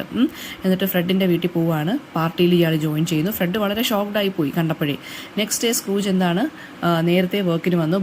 ബോബ് മാർലി ഒരു 18 മിനിറ്റ് ബോബ് ഒരു 18 മിനിറ്റ് ലേറ്റ് ആയിട്ടാണ് വന്നത്. എന്നിട്ടും സ്ക്രൂജ് എന്ത് ചെയ്യാണ്, സാരമില്ല എന്നൊക്കെ പറയുന്നു. ആൻഡ് ബോബിന് സാലറി ഹൈക്ക് ചെയ്ത് കൊടുക്കുന്നു, അതായത് കൂട്ടിക്കൊടുക്കുന്നു. സാലറിയുടെ എമൗണ്ട് കൂട്ടിക്കൊടുക്കുകയാണ് ചെയ്യുന്നത്. എന്നിട്ട് ബോബിൻ്റെ ഫാമിലി നല്ല രീതിയിൽ ഹെൽപ്പ് ചെയ്യുന്നു. അപ്പോൾ സ്ക്രൂജ് ഒരു ഗുഡ് മാൻ ആയിട്ട് മാറുകയാണ് ചെയ്യുന്നത്. അപ്പോൾ ടൈനി ടിമിനെയൊക്കെ ഹെൽപ്പ് ചെയ്യുന്നു. ടൈനി ടിമിൻ്റെ സെക്കൻഡ് ഫാദറായിട്ടൊക്കെ മാറുവാണ് ആര്, എബനസർ സ്ക്രൂജ്. അങ്ങനെ ടൈനി ടിം മരിക്കുന്നില്ല. സോ ആ ഒരു ദിവസം ഓൺവേർഡ്സ് എന്താണ് ഇയാൾ ഈ ലെസൺസ് ഒക്കെ ലേൺ ചെയ്ത് 3 സ്പിരിറ്റ്സ് ഇയാളെ കാണിച്ചു കൊടുത്ത ലൈഫൊക്കെ ഇയാൾ ഇങ്ങനെ ഓർത്ത് അങ്ങനെയാണ് ഇയാൾ ജീവിക്കുന്നത്. സോ ഇതിനകത്ത് കാണിക്കുന്ന തീംസ് എന്തൊക്കെയാണ്? പോവേർട്ടിയെക്കുറിച്ചും സോഷ്യൽ ഇൻജസ്റ്റിസിനെ കുറിച്ചുമാണ് കാണിക്കുന്നത്. അതായത് ഇയാൾ ആദ്യമേ എന്താണ് വളരെ റിച്ച് ആൻഡ് പുവർ പീപ്പിൾ തമ്മിലുള്ള കാര്യമാണ്. ഇംഗ്ലണ്ടിൽ ആ സമയത്ത് താമസിക്കുന്ന rich and poor people. Industrial റവല്യൂഷൻ്റെ കാര്യവും പറയണം. അതായത് ഇൻഡസ്ട്രിയൽ റവല്യൂഷൻ ഹാപ്പൻ ചെയ്തപ്പോൾ റിച്ച് ആയിട്ടുള്ളവർ റിച്ച് ആവുകയും ഒരുപാട് poor middle class working class people ഒരുപാട് പേര് വന്ന് അവിടെ ഇംഗ്ലണ്ടിൽ താമസമാകുകയും അവരെല്ലാം സ്ലം ലൈഫായിരുന്നു അവർക്ക് കിട്ടിയിരുന്നത്. ഒരുപാട് സാലറി ഒന്നും അവർക്ക് ഇല്ലായിരുന്നു. സോ അതിലൊരാളാണ് നമ്മുടെ ബോബിൻ്റെ ഫാമിലി അല്ലേ. വളരെ പുവറായിട്ട് താമസിക്കുന്നു. അതുപോലെ തന്നെ സ്ട്രീറ്റ്സിലെല്ലാം ഈ പുവറായിട്ടുള്ള കുട്ടികളെല്ലാം ഇങ്ങനെ വിശന്ന് കിടക്കുന്നു. പിന്നെന്താണ്, നമ്മുടെ ചാരിറ്റി കളക്ടേഴ്സ് വരുന്നുണ്ട് ഇവർക്ക് വേണ്ടിയൊക്കെ പൈസ ചോദിക്കാൻ. അപ്പം നമ്മുടെ സ്ക്രൂജിനെ പോലുള്ള ആളുകളാണെങ്കിൽ പൈസയൊന്നും കൊടുക്കുന്നില്ല. അതൊക്കെയാണ് ഇതിനകത്ത് പറയേണ്ടത്. പിന്നെ അപ്പോൾ ഇത്രയും കാര്യങ്ങളാണ് ഇതിനകത്ത് ക്വസ്റ്റ്യൻസ് ആയിട്ട് ചോദിക്കാം. സ്ക്രൂജിന് വരുന്ന മാറ്റങ്ങൾ, 3 സ്പിരിറ്റിനെ കുറിച്ചുള്ള ക്വസ്റ്റ്യൻസ് ഒക്കെ ഇതിനകത്ത് വരാം. നെക്സ്റ്റ് നമ്മൾ നോക്കാൻ പോകുന്ന അടുത്ത യൂണിറ്റിലെയാണ് the gift of the Magi by O Henry. So the gift of the Magi എന്ന് പറഞ്ഞൊരു ഷോർട്ട് സ്റ്റോറിയാണ് ഒ ഹെൻറിയുടെ. 1905 അത് പബ്ലിഷ് ചെയ്തിരിക്കുന്നത്. ലവ്, സാക്രിഫൈസ്, അതുപോലെ തന്നെ 2 പുവർ കപ്പിളിൻ്റെ ലൈഫ്. പുവർ കപ്പിളിൻ്റെ പേരുകൾ ഡെല്ല ആൻഡ് ജിം. അവരങ്ങോട്ടും ഇങ്ങോട്ടും നല്ല എന്താ പറയുക, ലവിങ് ആണ്, ഡീപ്ലി അറ്റാച്ച്ഡ് ആണ്, deeply devoted to each other ആണ്. സോ അവരുടെ സ്റ്റോറിയാണ് നമ്മൾ ദ ഗിഫ്റ്റ് ഓഫ് ദ മെജയ്ക്കകത്ത് നോക്കുന്നത്. സോ ഫസ്റ്റ് ഓഫ് ഓൾ നമ്മൾ ആരെക്കുറിച്ച് നോക്കണം? ഒ ഹെൻറിയെക്കുറിച്ച് നോക്കണം. ഒ ഹെൻറി എന്ന് പറയുന്നത് അദ്ദേഹത്തിൻ്റെ പെൻ നെയിമാണ്. അദ്ദേഹത്തിൻ്റെ യഥാർത്ഥ നെയിം എന്ന് പറയുന്നത് വില്യം സിഡ്നി പോർട്ടർ എന്നാണ്. അതൊന്ന് അറിഞ്ഞു വെച്ചേക്കണേ. ആൻഡ് അദ്ദേഹത്തിൻ്റെ ഗ്രാൻഡ് മദർ ആണ്ടും കൂടിയാണ് വളർത്തിയത് അമ്മ മരിച്ചതിന് ശേഷം. ആൻഡ് റീഡിങ്ങിലും റൈറ്റിങ്ങിലും നേരത്തെ തന്നെ വളരെ ഇൻട്രസ്റ്റ് ഉണ്ടായിരുന്നു. ആൻഡ് പിന്നെ 1910 അദ്ദേഹം മരിച്ചത്. ആൽക്കഹോളിസം കൊണ്ടാണ് മരിച്ചത് കേട്ടോ. ഗിഫ്റ്റ് ഓഫ് ദ മെജയ് എന്ന് പറഞ്ഞാൽ one of the most beloved and enduring works എന്ന് തന്നെ അദ്ദേഹത്തിനെ കുറിച്ച് പറയാം. അദ്ദേഹത്തിൻ്റെ ആ ഒരു വർക്കിനെ കുറിച്ച് പറയാം. അനദർ ഇമ്പോർട്ടൻറ്റ് വർക്ക് എന്ന് പറയുന്നത് ദ ലാസ്റ്റ് ലീഫാണ് കേട്ടോ. അപ്പോൾ ഇനി നമുക്ക് സ്റ്റോറിയിലോട്ട് കിടക്കാം. അപ്പം ഷോർട്ട് സ്റ്റോറിയാണിത്. സ്റ്റോറി ബിഗിൻ ചെയ്യുന്നത് ഡെല്ല അവളുടെ സേവിങ്സ് കൗണ്ട് ചെയ്ത് നോക്കുവാണ്. അവളുടെ സേവിങ്സ് എന്ന് പറയുമ്പോൾ വെറും 1 പൗണ്ടോ അങ്ങാണ്ടേ ഉള്ളൂ. ക്രിസ്മസ് ഈവിൻ്റെ അന്നാണ് കൗണ്ട് ചെയ്ത് നോക്കുന്നത്. വളരെയധികം ഡിസ്ട്രസ്ഡ് ആണ് അവൾ. ബിക്കോസ് അവളുടെ ഹസ്ബൻഡായ ജിമ്മിന് ഒരു പ്രോപ്പർ ഗിഫ്റ്റ് അവൾക്ക് മേടിച്ച് കൊടുക്കാനായിട്ട് ക്രിസ്മസിൻ്റെ ടൈമിൽ പറ്റുന്നില്ല. കാരണം അവളുടെ സേവിങ്സ് അത്രയും വളരെ കുറവാണ്. ഡെല്ലയ്ക്കാണെങ്കിൽ ജിമ്മിൻ്റെ അടുത്ത് നല്ല ഡീപ്പായിട്ടുള്ള ലവാണുള്ളത്. സോ അത്രയും അഫെക്ഷനേറ്റ് ആയിട്ടുള്ള ആൾക്ക് നല്ല രീതിയിലുള്ള വേർതി ആയിട്ടുള്ള ഒരു പ്രസൻറ്റ് വാങ്ങിച്ചു കൊടുക്കണമെന്ന് ഡെല്ലയ്ക്ക് മനസ്സിലുണ്ട്. അങ്ങനെ ഡെല്ല എന്ത് ചെയ്യാന്ന് വെച്ചാൽ, ഡെല്ലയ്ക്ക് ഒരു പ്രൈസ്ഡ് പൊസഷനാണുള്ളത്. ഡെല്ലയ്ക്ക് നല്ല ലോങ് ആൻഡ് ഹെൽത്തി ഹെയർ ഉണ്ട്, നല്ല ബ്യൂട്ടിഫുൾ ആയിട്ടുള്ള ഹെയർ ഉണ്ട്. അപ്പോൾ അത് ബ്രൗൺ സിൽക്ക് പോലെ ഇങ്ങനെ ഇങ്ങനെ വീണ് കിടക്കുന്നൊരു മുടിയാണ്. അപ്പോൾ ഈ ഒരു കാര്യം കൊണ്ടതുകൊണ്ട് ഈ കുട്ടി എന്ത് ചെയ്തു, ഡെല്ല എന്ത് ചെയ്തു എന്ന് വെച്ച് കഴിഞ്ഞാൽ അവളുടെ മുടി മാഡം സോഫ്രോണിക്ക് വെട്ടാൻ വേണ്ടി കൊടുത്തു. അതായത് ലോക്കൽ ഹെയർ ഡ്രസ്സറാണ് മാഡം സോഫ്രോണി. ആ ഹെയർ ഡ്രസ്സറിന് വിറ്റു $20 വേണ്ടി. ആ പൈസ കൊടുത്തിട്ട് ഇവരെന്ത് ചെയ്തു, ഒരു പ്ലാറ്റിനം ചെയിൻ വാങ്ങിച്ച്, അതായത് ജിമ്മിൻ്റെ പോക്കറ്റ് വാച്ചിന് വേണ്ടി ഒരു പ്ലാറ്റിനം ചെയിൻ വാങ്ങിച്ചു കൊടുക്കുവാണ്. അപ്പോൾ ജിം എന്ത് ചെയ്തു, മീൻവൈൽ ജിമ്മിനും ഡെല്ലയ്ക്ക് വേണ്ടി ഒരു സ്പെഷ്യൽ ഗിഫ്റ്റ് കൊടുക്കണം. സോ ഡെല്ല ഈ ഗോൾഡ് പോക്കറ്റ് വാച്ചിന് വേണ്ടി ചെയിൻ മേടിച്ചതറിയാതെ ജിം എന്ത് ചെയ്തു, അയാളുടെ കയ്യിലിരിക്കുന്ന ഗോൾഡൻ പോക്കറ്റ് വാച്ച് വിറ്റു. അതായത് ഡെല്ലയ്ക്ക് മുടി ചീപ്പാൻ വേണ്ടി ടോർട്ടസ് ഷെല്ല് കൊണ്ട്, അതായത് ആമത്തോടിൻ്റെ കോമ്പ് ചീപ്പ് മേടിച്ച് കൊടുക്കാൻ വേണ്ടി അതും അങ്ങ് വിറ്റു. അപ്പോൾ ഗിഫ്റ്റ് അങ്ങോട്ടും ഇങ്ങോട്ടും കപ്പിൾ എക്സ്ചേഞ്ച് ചെയ്തു. അപ്പോൾ അപ്പോഴാണ് അവർ ശരിക്കും പറഞ്ഞാൽ ആ സിറ്റുവേഷനിൽ ഐറണി മനസ്സിലാക്കുന്നത്. അതായത് ഒരാൾ വാച്ചിന് വേണ്ടി ചെയിൻ വാങ്ങിച്ചു കൊടുത്തു, പക്ഷേ മറ്റേയാൾ ആ വാച്ച് വിറ്റിട്ട് കോമ്പ് മേടിച്ചു കൊടുത്തു അല്ലേ. സോ കപ്പിൾ എക്സ്ചേഞ്ച് ചെയ്യാണ് ഗിഫ്റ്റ്. അപ്പോഴാണ് അവർ അറിഞ്ഞത് ഡെല്ലയ്ക്ക് മുടിയില്ലെന്നും അതായത് ചീപ്പാൻ വേണ്ടി ഇനി മുടിയില്ലെന്നും ജിമ്മിന് ചെയിൻ ഇട്ട് കൊടുക്കാൻ പോക്കറ്റ് വാച്ചും ഇല്ലെന്ന്. സോ അവരങ്ങോട്ടും ഇങ്ങോട്ടും എഫേർട്ട് എടുത്ത് ചെയ്തത് പക്ഷേ യൂസ്ലെസ് ആയിട്ട് പോയി. ആൻഡ് അവരങ്ങോട്ടും ഇങ്ങോട്ടും അവരുടെ ലവിൻ്റെ ഡെപ്ത് പക്ഷേ മനസ്സിലാക്കി. കാരണം രണ്ടുപേരും അവരുടെ പ്രൈസ്ഡ് പൊസഷൻസ് ആയിട്ടുള്ള അവർ നല്ല വാല്യുബിളായിട്ട് വെച്ചിരിക്കുന്ന രണ്ട് കാര്യങ്ങളാണ് അങ്ങോട്ടും ഇങ്ങോട്ടും ഗിഫ്റ്റ് കൊടുക്കാൻ വേണ്ടി വിറ്റത് അല്ലേ. സോ അവർ ഒരു കാര്യം മനസ്സിലാക്കി, എന്താണ് അവരുടെ ഡെപ്ത് ഓഫ് ലവും ആൻഡ് ട്രൂ മീനിങ് ഓഫ് ഗിവിങ്ങും അവർക്ക് മനസ്സിലായി. ഇപ്പം നറേറ്റർ ശരിക്കും പറഞ്ഞാൽ അവരുടെ ആക്ഷൻസ് കമ്പയർ ചെയ്യുവാണ്. എന്തായിട്ട് കമ്പയർ ചെയ്യുവാണ്? മെജയുമായിട്ട് കമ്പയർ ചെയ്യുവാണ്. മെജായി എന്ന് വെച്ചാൽ ആരാണ്? മറ്റേ ജീസസ് ബേബി ആയിട്ടിരുന്ന സമയത്ത് ജീസസിന് ഗിഫ്റ്റ് കൊണ്ടുവന്ന 3 ആളുകളാണ് ഇത് മെജായി എന്ന് പറയുന്നത്. അപ്പം ആ ഗിഫ്റ്റുകളെന്ന് വെച്ചാൽ പക്ഷേ മെറ്റീരിയൽ സെൻസിൽ നമ്മൾ നോക്കുകയാണെന്നുണ്ടെങ്കിൽ യൂസ്ലെസ് ആണ്. പക്ഷെ നറേറ്റർ പറയുന്നത് എന്താണ്? അവർക്ക് ഇഷ്ടമുള്ള കാര്യം സാക്രിഫൈസ് ചെയ്തിട്ട് അവർ മേടിച്ചു കൊടുത്തതാണ്. സോ അതിന് നല്ല രീതിയിലുള്ള ഒരു വാല്യൂ ഉണ്ട്, അത് വേർത്തി ആയിട്ടുള്ള ഗിഫ്റ്റ് ആണെന്നാണ് ആര് പറയുന്നത്? നറേറ്റർ പറയുന്നത്. ഓക്കെ, അപ്പോൾ ഇതിനകത്ത് വരുന്നതെന്ന് വെച്ചാൽ സ്പിരിറ്റ് ഓഫ് ലവ് വരുന്നുണ്ട്, സെൽഫ്ലെസ്നെസ് വരുന്നുണ്ട്. സെൽഫിഷ്നെസ് അല്ല, സെൽഫ്ലെസ്നെസ്. അതായത് സെൽഫിഷ് ആവുകയാണെന്നുണ്ടെങ്കിൽ അവർ മുടി വെട്ടുവോ അല്ലെങ്കിൽ മറ്റേ ഇല്ല പോക്കറ്റ് വാച്ച് വിൽക്കുവോ? ഇല്ല. അപ്പോൾ അവർ സെൽഫ്ലെസ് ലവിനെയാണ് കാണിക്കുന്നത്, ആ ഒരു സാക്രിഫിഷ്യൽ ലവിനെയാണ് ഇവർ കാണിക്കുന്നത്. അപ്പം ഇതാണ് ഓ ഹെൻറിയുടെ ആ ഒരു story, the gift of the Magi എന്ന് പറയുന്നത്. അപ്പം ഇതിനകത്ത് വേണമെന്നുണ്ടെങ്കിൽ ബൈബിളിൻ്റെ ആ ഒരു സ്റ്റോറി നോക്കാം, നമുക്ക് ചോദിക്കാം. അതായത് ബൈബിളിൻ്റെ സ്റ്റോറിയായിട്ടുള്ള കണക്ഷൻ എന്താണ്? ജീസസ് ബേബി ആയിട്ടിരുന്ന സമയത്ത് പുൽത്തൊഴുത്തിൽ അല്ലെങ്കിൽ കാലിത്തൊഴുത്തിൽ കാണാൻ വേണ്ടി ആര് വന്നു? ഈ 3 ആളുകൾ വന്നു. അവർ കുറേ ഗിഫ്റ്റ് ആർക്ക് കൊടുത്തു? ജീസസിന് കൊടുത്തു. പക്ഷേ ആ ഗിഫ്റ്റ് ജീസസിന് വാല്യുബിളായിട്ട് എന്നുള്ളതല്ല, അവരവിടെ അത്രയും ദൂരം താണ്ടി വന്ന് ജീസസിനെ കാണാൻ കാണിച്ച ആ മനസ്സ്, അതാണ് അവരിവിടെ പറയുന്നത്. അതുപോലെ തന്നെയാണ് ഇവിടെ ഈ ഡിമ്മിൻ്റെയും എന്താ പറയുക എന്താണ് ജിമ്മിൻ്റെയും ദെൻ മറ്റേ അയാളുടെ വൈഫിൻ്റെയും സ്റ്റോറി എന്ന് പറയുന്നത് അത് തന്നെയാണ് കാണിക്കുന്നത്, ഡെല്ലയുടെയും ജിമ്മിൻ്റെയും സ്റ്റോറി. ഓക്കെ, ദെൻ നെക്സ്റ്റ് നമ്മൾ നോക്കാൻ പോകുന്നത് ഫ്യോദർ ഡെസ്തോവസ്കിയുടെ ആൻ ഓണസ്റ്റ് തീഫ് എന്നുള്ള ഷോർട്ട് സ്റ്റോറിയാണ്. ആൻ ഓണസ്റ്റ് തീഫ് എന്ന് പറയുന്നത് ദസ്തോവസ്കി 1848 പബ്ലിഷ് ചെയ്ത സ്റ്റോറിയാണ്. അതൊരു സൈക്കോളജിക്കൽ എക്സ്പ്ലറേഷനാണ്. ഈ ദസ്തോവസ്കിയുടെ സ്റ്റോറീസ് ആണെങ്കിലും നോവൽസ് ആണെങ്കിലും എല്ലാം ഒരു ഹ്യൂമൻ മൈൻഡിൻ്റെ സൈക്കോളജിക്കലായിട്ട് എക്സ്പ്ലോർ ചെയ്യുക എന്നുള്ളതാണ്. ഇപ്പോൾ ഗിൽറ്റ്, അതായത് കുറ്റബോധം, പിന്നെ ആ കുറ്റബോധത്തിൽ നിന്നുള്ള മോചനം, അതുപോലെ തന്നെ റിഡംഷൻ, പിന്നെ ഹ്യൂമൻ വീക്ക്നെസ് എന്താണ്, ഇതിനെക്കുറിച്ചൊക്കെയാണ് ഇദ്ദേഹത്തിൻ്റെ സ്റ്റോറീസിനകത്ത് കൂടുതലും വരുന്നത്. ഈ സ്റ്റോറിക്കകത്തും ഇത് തന്നെയാണ് തീമായിട്ട് വരുന്നത്. സൈക്കോളജിക്കലായിട്ടുള്ളൊരു സ്റ്റോറിയാണിത്. അപ്പോൾ നമുക്ക് ആദ്യമേ ദസ്തോവസ്കിയെക്കുറിച്ച് അറിയണം. ഫ്യോഡർ മിഖാലോവിച്ച് ദസ്തോവസ്കി എന്ന് പറയുന്ന November 11, 1821 മോസ്കോയിലാണ് ജനിച്ചത്, റഷ്യയിൽ. അദ്ദേഹത്തിൻ്റെ വീട്ടിൽ 8 കുട്ടികളാണ് ഉണ്ടായിരുന്നത്. മിഡിൽ ക്ലാസ് ഫാമിലി ആയിരുന്നു. അച്ഛൻ വളരെ സ്ട്രിക്റ്റ് ആയിരുന്നു, ഡോക്ടറായിരുന്നു. അമ്മ എന്ന് പറയുന്നത് വളരെ റിലീജിയസ് ആൻഡ് ജെൻറ്റിലായിരുന്നു. സോ ഇദ്ദേഹത്തിൻ്റെ നോവലും ഷോർട്ട് സ്റ്റോറി എടുത്ത് നോക്കിക്കഴിഞ്ഞാൽ ഒരു റിലീജിയസ് ടോണ് നമുക്ക് മനസ്സിലാക്കാൻ സാധിക്കും. അത് അമ്മയുടെ കയ്യിൽ നിന്ന് കിട്ടിയതാണ്. അപ്പം റഷ്യയിൽ ഉണ്ടായിരുന്ന നമ്മുടെ റൈറ്റേഴ്സായിട്ടുള്ള പുഷ്കിൻ, ഗദെ, അതുപോലെ തന്നെ നമ്മുടെ ഷേക്സ്പിയർ ഉണ്ടല്ലോ, ഡ്രമാറ്റിസ്റ്റ് ആയിട്ടുള്ള ഷേക്സ്പിയർ, ഇങ്ങനെയുള്ളവരുടെയൊക്കെ ഇൻഫ്ലുവൻസ് ഇദ്ദേഹത്തിന് കുഞ്ഞുനാളിലെ തൊട്ടേ ഉണ്ടായിരുന്നു. അദ്ദേഹത്തിൻ്റെ ഫസ്റ്റ് നോവൽ എന്ന് പറയുന്നത് പുവർ ഫോക്ക് എന്നാണ്. ആൻഡ് ദെൻ പൊളിറ്റിക്കൽ ഐഡിയാസ്, വളരെ പ്രോഗ്രസീവ് ആയിട്ടുള്ള പൊളിറ്റിക്കൽ ഐഡിയാസിലൊക്കെ ഇദ്ദേഹം അങ്ങനത്തുള്ള കാര്യത്തിലും സ്പീച്ചിലും ഡിബേറ്റിലൊക്കെ പങ്കെടുക്കുന്നത് കൊണ്ട് തന്നെ ഇദ്ദേഹത്തിനെ അറസ്റ്റ് ചെയ്തിരുന്നു 1849 സെൻറ്റൻസ് ടു ഡെത്ത് ആയിരുന്നു. പക്ഷേ ലാസ്റ്റ് മൊമെൻറ്റിൽ സെൻറ്റൻസ് കമ്മ്യൂട്ട് ചെയ്തു. ആൻഡ് ഇദ്ദേഹത്തിന് സൈബീരിയയിലോട്ട് പറഞ്ഞു വിട്ടു, എക്സൈൽ ചെയ്യുന്ന പോലെ സൈബീരിയയിലോട്ട് കൊണ്ടുപോയി. അപ്പോൾ ഈ ഒരു ട്രമാറ്റിക് എക്സ്പീരിയൻസ് ഇദ്ദേഹത്തിൻ്റെ നോവൽസിലും സ്റ്റോറീസിലൊക്കെ നമുക്ക് കാണാൻ സാധിക്കുന്നുണ്ട്. പിന്നെ നോട്ടബിൾ വർക്ക്സ് എന്ന് പറയുന്നത് ഏറ്റവും ഇമ്പോർട്ടൻറ്റ് വർക്ക് എന്ന് പറയുന്നത് ക്രൈം ആൻഡ് പണിഷ്മെൻ്റ് ആണ്. അതിനകത്തും ഈ ഒരു ഗിൽറ്റ് അല്ലെങ്കിൽ മൊറാലിറ്റി പോലുള്ള കാര്യങ്ങളാണ് സംസാരിക്കുന്നത്. പിന്നെ വരുന്നത് ദ ബ്രദേഴ്സ് കാരമസോവ്. ദ ബ്രദേഴ്സ് കാരമസോവ് ആണ് നമ്മുടെ ഇയോബിൻ്റെ പുസ്തകം എന്നുള്ള രീതിയിൽ അമൽ നീരദ് എടുത്ത് വെച്ചിരിക്കുന്നത്. ദ ബ്രദേഴ്സ് കാരമസോവ് ഫിലോസഫിക്കലും റിലീജിയസ് ആയിട്ടുള്ള അണ്ടർടോണൊക്കെ വരുന്ന ഒരു നോവലാണ്. അപ്പം പിന്നെ ഗാംബ്ലിങ്, ഫിനാൻഷ്യൽ ഇൻസ്റ്റബിലിറ്റിയൊക്കെ ഇദ്ദേഹവും ഫേസ് ചെയ്തിട്ടുണ്ട്. ഒരുപാട് പേഴ്സണൽ ട്രാജഡീസ് ഒക്കെ ഉണ്ട് ഇദ്ദേഹത്തിൻ്റെ ലൈഫിലും. ഫസ്റ്റ് വൈഫും ഇദ്ദേഹത്തിൻ്റെ മകനും ഒക്കെ മരിച്ചു പോയിട്ടുണ്ട്. അപ്പോൾ ഇതൊക്കെ ഇരുന്നിട്ട് പോലും ഇദ്ദേഹത്തിൻ്റെ വർക്ക്സിനകത്ത് ചിലപ്പോൾ നമുക്ക് അതിനകത്തൊക്കെ കണ്ടുപോകാം. 59ാമത്തെ വയസ്സിൽ എപ്പിലെപ്സി വന്നിട്ടാണ് ഇദ്ദേഹം മരിക്കുന്നത്. One of the greatest writers in world ലിറ്ററേച്ചറാണ് ഇദ്ദേഹം. അതായത് ഹ്യൂമൻ സൈക്കോളജിയെക്കുറിച്ചും ഹ്യൂമൻ ബീയിങ്സിൻ്റെ ലൈഫിനെ കുറിച്ചും അവരുടെ ആ ഒരു ഫിലോസഫിക്കലായിട്ടുള്ള രീതിയിലും സൈക്കോളജിക്കലായിട്ടുള്ള രീതിയിലും ഒക്കെ എഴുതിയിരുന്നൊരു മനുഷ്യനാണ് ഇദ്ദേഹം എന്ന് പറയുന്ന ഈ ഒരു റൈറ്റർ. അപ്പോൾ നമുക്ക് നോക്കാം. സ്റ്റോറി ബിഗിൻ ചെയ്യുന്ന നറേറ്റർ ഒരു ബാച്ചിലറാണ്. അയാളുടെ ഒരു മോഡസ്റ്റ് അപ്പാർട്ട്മെൻറ്റിൽ സെയിൻറ്റ് പീറ്റേഴ്സ്ബർഗിൽ ജീവിക്കുവാണ്. സെയിൻറ്റ് പീറ്റേഴ്സ്ബർഗ് മോസ്കോ, റഷ്യൻ ആ ഒരു പ്ലേസിലുള്ള ഒരു സ്ട്രീറ്റാണ് സെയിൻറ്റ് പീറ്റേഴ്സ്ബർഗിൽ. ആ അപ്പാർട്ട്മെൻറ്റിൽ താമസിക്കുവാണ്. അയാളൊരു പുവർ ഓൾഡ് മാൻ, അയാളുടെ പേര് അസ്തഫി എന്നാണ്, അസ്തഫൈ ഇവാനോവിച്ച്, സെർവൻ്റായിട്ട് ഹയർ ചെയ്തു. ഒരു ദിവസം ഒരു ഹോംലെസ് ആയിട്ടുള്ള ഒരു ആൽക്കഹോളിക് മാൻ, അയാളുടെ പേര് എമിലിയൻ ഇലീച്ച് എന്നാണ്, അയാൾ എന്താണ് ഇവരുടെ ജീവിതത്തിലോട്ട് കടന്നു വരികയാണ്. അസ്തഫ എന്ത് ചെയ്തു, അതായത് ഈ സെർവൻ്റ് എന്ത് ചെയ്തു, എമിലിനെ കഷ്ടം തോന്നി ഏറ്റെടുത്തിട്ട് അവിടെ തന്നെ താമസിക്കാൻ സഹായിക്കുവാണ്.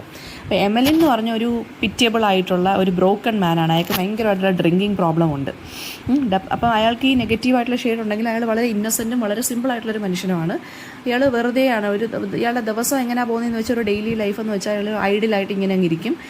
അസ്തഫയെ എന്താണോ വെച്ച് കൊടുക്കുന്നത് അതൊക്കെ കഴിച്ച് ഇങ്ങനെയൊക്കെ ഇരിക്കും. പക്ഷേ അസ്തഫയ്ക്കാണെങ്കിൽ ഇയാളുടെ ഡ്രിങ്കിങ് ഒന്നും ഇഷ്ടമല്ലായിരുന്നു. അപ്പോൾ തെഫ്റ്റ്, ഇനി അടുത്ത് പറയാൻ പോകുന്ന ഒരു തെഫ്റ്റിൻ്റെ കാര്യമാണ്. ഒരു ദിവസം അസ്തഫയുടെ ഓവർകോട്ട് കളഞ്ഞുപോയി. വാല്യുബിളായിട്ടുള്ള ഓവർകോട്ട് ആരോ മോഷ്ടിച്ചു. അപ്പോൾ അത് വളരെ വിഷമം തോന്നിയെങ്കിലും അസ്തഫ എന്ത് ചെയ്യാണ്, എമിലിനെ സസ്പെക്റ്റ് ചെയ്യുന്നുണ്ട്. പക്ഷേ അക്യൂസ് ചെയ്യുന്നില്ല, ഓപ്പണായിട്ട് ചോദിക്കുന്നില്ല. അസ്തഫയുടെ ഫ്രസ്ട്രേഷൻ ഇത് മാത്രം കൊണ്ടല്ല, അസ്തഫയ്ക്ക് ഭയങ്കര വിഷമവും തോന്നി. കാരണം ഇത്രയും ഹോംലെസ് ആയിട്ട് നടന്ന ഒരാൾക്ക് ഞാൻ ഇവിടെ താമസിക്കാൻ ഒരു ഇടം കൊടുത്തിട്ട് അയാൾ എൻ്റെ കോട്ട് തന്നെ അടിച്ചുകൊണ്ട് പോയല്ലോ എന്നൊരു വിഷമമുണ്ട്. ഒരു ബിട്രയൽ തോന്നി, ഒരു ഫീലിംഗ് തോന്നി. അതായത് ചതിയുടെ ഒരു ഫീലിംഗ് തോന്നി ഇയാൾക്ക്. പക്ഷേ എന്താണ് സസ്പീഷൻ അതായത് പിന്നെ ഇയാൾ സംശയം ഉണ്ടായിട്ട് പോലും എന്താണ് എമിലിനെ ഇയാൾ നല്ല കെയർ കൊടുത്ത് അവിടെ തന്നെ നിർത്തി. ആഫ്റ്റർ സം ടൈം എന്ത് ചെയ്തു, എമിലിന് വളരെയധികം ഒരു ഹെൽത്ത് ഇഷ്യൂ വന്നു, ഇൽനെസ് വന്നു. ആൻഡ് ഇയാൾ അസ്തഫ എടുത്ത് കൺഫസ് ചെയ്തു, ഞാൻ തന്നെയാണ് ഓവർകോട്ട് മോഷ്ടിച്ചത്, അത് പൈസയ്ക്ക് വേണ്ടി ഞാൻ വിറ്റു, ആൽക്കഹോൾ മേടിക്കാൻ വേണ്ടി. അങ്ങനെ ഗിൽറ്റ് കൊണ്ട് എമിലിൻ അത് ഡീപ്ലി ഈ കാര്യങ്ങളെല്ലാം റിവീൽ ചെയ്തു, വളരെയധികം റിഗ്രറ്റ് ചെയ്യുന്നു എന്നും പറഞ്ഞു. ഈ കൺഫെഷൻ എന്താണ്, ഇയാളുടെ മോറൽ അവെയർനെസ്സിനെയാണ് കാണിക്കുന്നത്. ഇയാളുടെ ആ ഒരു വീക്ക്നെസ് ഉണ്ടെങ്കിൽ, ഇയാൾ മോഷ്ടിച്ചുകൊണ്ട് വിറ്റിട്ടാണെങ്കിലും ഇയാളുടെ ആ ഒരു മൊറാലിറ്റിയെ കാണിക്കാൻ വേണ്ടിയാണ്, ഇയാളുടെ ഒരു മോറൽ സൈഡ്, ഇയാൾക്കൊരു ഗുഡ് സൈഡ് ഉണ്ടെന്ന് കാണിക്കാൻ വേണ്ടിയാണ് ഒരു കൺഫെഷൻ ഇയാൾ ചെയ്തത്. സൂൺ ആഫ്റ്റർ കൺഫസിങ് എന്ത് ചെയ്തു, എമിലിൻ ഈ ഒരു ഇൽനെസ് വന്ന് മരിക്കുകയാണ് ചെയ്തത്. അങ്ങനെ ഇത് അസ്തഫയെ നല്ല രീതിയിൽ ഡീപ്ലി എഫക്റ്റ് ചെയ്തു. അപ്പോൾ ഇതാണ് ഇത് സ്റ്റോറി എന്ന് പറയുന്നത്. സ്റ്റോറി എക്സാമിൻ ചെയ്യുന്നത് ഹ്യൂമൻ ബീയിങ്സിൻ്റെ ആ ഒരു ഫ്രജൈലായിട്ടുള്ള ലൈഫിനെ കുറിച്ചും കമ്പാഷനെ കുറിച്ചും പിന്നെന്താ പറയുക റിഡംഷനെ കുറിച്ചുമാണ്. അതായത് ഗിൽറ്റി ആയിട്ടുള്ള കാര്യങ്ങളും അതൊക്കെ ചെയ്തെങ്കിലും റിഗ്രറ്റൊക്കെ വന്ന് ഇയാൾ കൺഫസ് ചെയ്തല്ലോ. അപ്പോൾ ആ ഒരു റിഡംഷൻ അയാൾക്ക് കിട്ടി, ആ ഒരു മോക്ഷം അല്ലെങ്കിൽ ആ ഒരു മോചനം ഇയാൾക്ക് കിട്ടി. ഇയാൾ ചെയ്ത തെറ്റിന് ഇയാൾക്കൊരു റിസൾട്ട് കിട്ടി. ഇയാളത് കൺഫസ് ചെയ്ത് പറഞ്ഞു. അപ്പോൾ ഈ തെഫ്റ്റ് എന്ന് പറയുന്നത് ശരിക്കും പറഞ്ഞാൽ ഇയാൾക്ക് അഡിക്ഷൻ കൊണ്ടുവന്നതാണ് ഇയാൾ ആ കള്ളത്തരം നടത്തിയത്, അല്ലേ? അപ്പോൾ അസ്തഫ എന്ത് ചെയ്തു, ഇയാളെ ഫൊർഗീവ് ചെയ്തു. കാരണം അത് ഹ്യൂമാനിറ്റേറിയൻ ഫീലിങ്സിനെ ബേസ് ചെയ്ത് ഇയാളങ്ങ് ഫൊർഗീവ് ചെയ്തു. ആൻഡ് ഓണസ്റ്റ് തീഫ് എന്നുള്ളത് ഇതിനെയാണ് ഇവിടെ കാണിക്കുന്നത് കേട്ടോ. അതായത് എമിലിൻ്റെ ക്യാരക്ടറിനെയാണത്, ആ ഒരു പാരഡോക്സിനെയാണ് ഇത് കാണിക്കുന്നത്. റോങ് ഡൂയിങ് ആണെന്ന് ഇയാൾക്ക് മനസ്സിലായി, ഇയാൾ അവസാനം എന്ത് ചെയ്തു, അത് കൺഫസ് ചെയ്യുകയാണ് ചെയ്തത്. പിന്നെ ഈ ഒരു സ്റ്റോറിയുടെ തന്നെ കുറച്ചും കൂടി ഒരു എക്സ്പ്ലനേഷൻ ഞാൻ മറ്റൊരു ഓഡിയോയ്ക്കകത്തും കൂടി ഇടുന്നുണ്ട്, അതും കൂടി ഒന്ന് നോക്കുക. ഇത് ചെറിയൊരു ഷോർട്ട് സമ്മറി പോലെ ഞാൻ ഇതിനകത്ത് പറഞ്ഞു പോയേക്കുവാണ്. ഇതിനെക്കുറിച്ചുള്ള ഡീറ്റെയിൽഡ് ആയിട്ടുള്ളൊരു സ്റ്റോറി ഞാൻ മറ്റൊരു ഓഡിയോയ്ക്കകത്തും ഇതിനകത്ത് ഇട്ടിട്ടുണ്ട് കേട്ടോ, പ്ലേലിസ്റ്റിനകത്തുണ്ട്, അതുകൂടി ഒന്ന് നോക്കിക്കൊള്ളണം. അടുത്തത് നമ്മൾ ഷോർട്ട് സ്റ്റോറി നോക്കാൻ പോകുന്നത് സോമർസെറ്റ് മോമിൻ്റെ ദ ലെഞ്ചിയോൺ എന്നുള്ളതാണ്. ലെഞ്ചിയോൺ എന്നുള്ളത് ഹ്യൂമറസ് ആയിട്ടുള്ളൊരു ഷോർട്ട് സ്റ്റോറിയാണ്. സോമർസെറ്റ് മോം എന്നുള്ള റൈറ്ററാണ് അത് എഴുതിയിരിക്കുന്നത്. 1924 ഫസ്റ്റ് പബ്ലിഷ് ചെയ്തിരിക്കുന്നത്. അതൊരു റിയൽ ലൈഫ് ഇൻസിഡൻറ്റിനെ കുറിച്ചാണ് പറയുന്നത്. ഓതറിൻ്റെ ലൈഫിൽ തന്നെ ഹാപ്പൻ ചെയ്ത ഒരു റിയൽ ലൈഫ് ഇൻസിഡൻറ്റ്, അതായത് മാനിപ്പുലേഷൻ അല്ലെങ്കിൽ ഫ്ലാറ്ററി, ഇതിനെക്കുറിച്ചൊക്കെയാണ് തീമായിട്ട് വരുന്നത്. സോ ലഞ്ചിയോൺ നോക്കുന്നതിന് മുന്നേ നമുക്ക് വില്യം സോമർസെറ്റ് മോമിൻ്റെ ഇതും കൂടെ നോക്കണം. ഫ്രാൻസിലാണ് ഇദ്ദേഹം ജനിച്ചത്. പിന്നെ അദ്ദേഹത്തിൻ്റെ അച്ഛനൊരു ബ്രിട്ടീഷ് ലോയറായിരുന്നു. അമ്മ 8 വയസ്സുള്ളപ്പോഴേ മരിച്ചു. 10 വയസ്സായപ്പോൾ ഓർഫനായി. അങ്ങനെ ഇയാളൊരു അങ്കിളിൻ്റെ കൂടെ ഇംഗ്ലണ്ടിലാണ് താമസിച്ചത് അല്ലെങ്കിൽ വളർന്നത്. അദ്ദേഹത്തിന് ഇദ്ദേഹം ഒരു മെഡിക്കൽ സ്റ്റുഡൻ്റൊക്കെ ആയിരുന്നു കേട്ടോ. ഫസ്റ്റ് പബ്ലിഷ് നോവൽ എന്ന് പറയുന്നത് ലിസ ഓഫ് ലാംബേത്ത് എന്നാണ്. അത് സ്റ്റുഡൻ്റായിട്ടിരുന്ന സമയത്ത് തന്നെ എഴുതിയതാണ്. അത് വളരെ സക്സസ്ഫുൾ ആയിട്ടുള്ളൊരു നോവലായിരുന്നു. അങ്ങനെ ഇയാൾ മെഡിസിൻ ഫീൽഡൊക്കെ വിട്ടിട്ട് ലിറ്ററി കരിയർ പെർസ്യൂ ചെയ്യാൻ വേണ്ടി നിന്നു. ആൻഡ് ഇദ്ദേഹത്തിൻ്റെ മോസ്റ്റ് ഫേമസ് നോവൽസ് എന്ന് പറയുന്നത് ഓഫ് ഹ്യൂമൻ ബോണ്ടേജ്, അതൊരു സെമി ഓട്ടോബയോഗ്രഫിക്കൽ നോവലാണ്. പിന്നെ ദ മൂൺ ആൻഡ് ദ സിക്സ്പെൻസ് എന്ന് പറഞ്ഞ് ഒരു ആർട്ടിസ്റ്റിൻ്റെ ലൈഫിനെ ബേസ് ചെയ്തിട്ട് എഴുതിയ ഒരു നോവൽ. ആൻഡ് പിന്നെ ഷോർട്ട് സ്റ്റോറി റൈറ്ററും കൂടിയാണ്. The trembling of A leaf, ഇതൊക്കെ ഇദ്ദേഹത്തിൻ്റെ ഏറ്റവും ഇമ്പോർട്ടൻ്റ് ആയിട്ടുള്ള ഷോർട്ട് സ്റ്റോറിയാണ്. തീം എന്ന് പറയുമ്പോൾ ഹ്യൂമൻ വീക്ക്നെസ്സിനെ കുറിച്ച്, നമ്മൾ അനുഭവിക്കുന്ന ഈ മോറലായിട്ടുള്ള കൺഫ്യൂഷൻസ് ഉണ്ടല്ലോ, മൊറാലിറ്റി, സോഷ്യൽ റൂൾസ്, ഇതൊക്കെയാണ് ഇദ്ദേഹത്തിൻ്റെ ലൈഫിനകത്ത് വരുന്നത്. അദ്ദേഹം നല്ല ഒരു കോസ്മോപൊളിറ്റൻ ലൈഫായിരുന്നു ലിവ് ചെയ്തിരുന്നത്. ഒരുപാട് എക്സ്പീരിയൻസസ് ഒക്കെ ഉണ്ടായിരുന്നു, ഇൻസ്പിറേഷൻസ് ഒക്കെ ഉണ്ടായിരുന്ന ഒരു മനുഷ്യനാണ്. ഇയാൾ ബ്രിട്ടീഷ് ഇൻ്റലിജൻസ് ഏജൻറ്റായിട്ട് വേൾഡ് വാർ ഫസ്റ്റിൽ സെർവ് ചെയ്തിട്ടുമുണ്ട്. അപ്പോൾ ഒരുപാട് കാര്യങ്ങൾ അദ്ദേഹം എക്സ്പീരിയൻസ് ചെയ്തിട്ടുണ്ട് കേട്ടോ. ഓപ്പൺലി ബൈസെക്ഷൽ ആയിട്ടുള്ളൊരു മനുഷ്യനാണ് ഇദ്ദേഹം. അത് ഓപ്പൺലി ബൈസെക്ഷൽ ആണെന്ന് തുറന്ന് പറഞ്ഞിട്ടുമുണ്ട്. പിന്നെന്താണ്, most popular and skilled story ടെല്ലറാണ് of the 20th century. Psychological ഡെപ്തിൽ നമ്മുടെ മറ്റേ ദോസ്തോവസ്കിയുടെ കണക്ക് തന്നെയാണ് ഇദ്ദേഹവും എഴുതിയിട്ടുള്ളത്. അപ്പോൾ നമുക്ക് ലഞ്ചിയോൺ എന്താണെന്ന് നോക്കാം. അതിൻ്റെ സ്റ്റോറി എന്ന് വെച്ചാൽ, സ്റ്റോറി ബിഗിൻ ചെയ്യുന്നത് നറേറ്ററിനൊരു ലെറ്റർ കിട്ടുന്നു from a woman whom he admires the most. And ആ സ്ത്രീക്ക് ഇയാളെ കാണണം, ഓക്കെ, മീറ്റ് ചെയ്യണം. വലിയ അട്രാക്റ്റീവ് ആയിട്ടുള്ള സ്ത്രീയൊന്നും അല്ല, പക്ഷേ എന്തായാലും ഇയാൾ എഗ്രി ചെയ്തു മീറ്റ് ചെയ്യാൻ, ലഞ്ചിന് കാണാനെന്ന് ഒരു എക്സ്പെൻസീവ് റെസ്റ്റോറൻറ്റ് വെച്ച്, പാരീസിൽ ഒരു എക്സ്പെൻസീവ് റെസ്റ്റോറൻറ്റ് ആയിട്ടുള്ള ദ ഫോയോയിട്ടിൽ വെച്ചിട്ട് കാണാമെന്ന് പറഞ്ഞ് നിൽക്കുവാണ്. അയാൾക്ക് ഫിനാൻഷ്യൽ പ്രശ്നങ്ങളുണ്ടെങ്കിലും ഇയാൾ ആ ഒരു എക്സ്പെൻസീവ് റെസ്റ്റോറൻറ്റിൽ മീറ്റ് ചെയ്യാമെന്ന് ഇവരുടെ അടുത്ത് സമ്മതിച്ചു. റെസ്റ്റോറൻറ്റിൽ വെച്ച് വുമൺ എന്ത് ചെയ്യാണ്, അഷ്വർ ചെയ്യുവാണ് ഞാനൊന്നും കഴിക്കുന്നില്ല ലഞ്ചിന്. ആൻഡ് എന്നിട്ട് ഇവർ ഒരു series of expensive dishes order ചെയ്തു. അതായത് ലഞ്ചിന് ഞാൻ അധികം ഒന്നും കഴിക്കാറില്ല എന്ന് പറഞ്ഞിട്ട് ഒരുപാട് ഡിഷസ് ഇയാളങ്ങ് ഓർഡർ ചെയ്യുകയാണ് ഇവർ.